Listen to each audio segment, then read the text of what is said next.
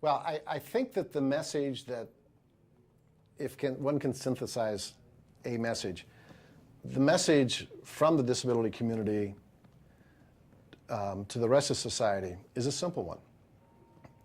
And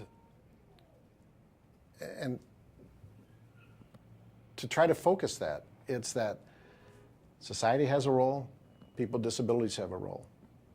What they're asking, what people with disabilities are asking, what we are asking, is pretty straightforward. Take into consideration from a universal design perspective or an accessibility perspective at the time you're planning facilities.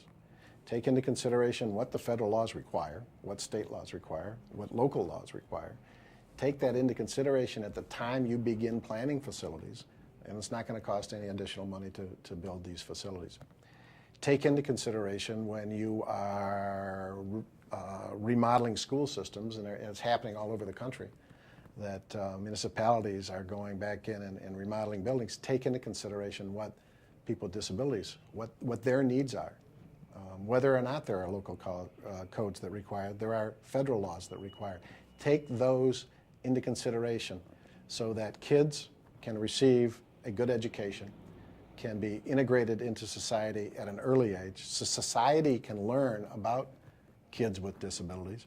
Kids with disabilities can learn about mainstream society. Take all of this into consideration at an early point in the process, and it's easy to do. It's very, very easy to do.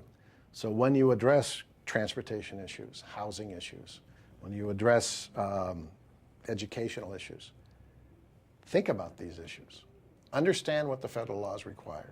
Understand what the local population needs.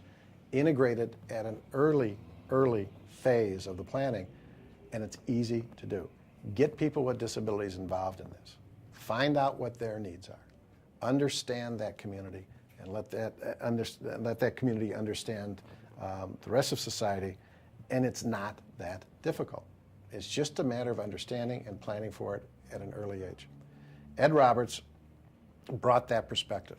He understood that society had a huge role in this, that it wasn't about the person with disabilities as much as, and them not being able to accomplish something. He understood that it was about society not allowing that to occur. And it is easy for it to happen. And there are models. And I think Chicago was a good model. A lot left to do in the city of Chicago, an awful lot left to do in the city of Chicago, but we've made huge, huge strides in that direction through zoning laws, building codes, through awareness. I think that government, I think that the foundations in this city, the funders of this city, I think the disability community in this city are all aware of each other and what they need to do to make it work. And I think to a great extent, it is working in this town and in other towns. But it's about communication. It's about understanding what the other person's issues, problems, and what their solutions are. And it's about communication. It's about talking and finding out and then acting on those things.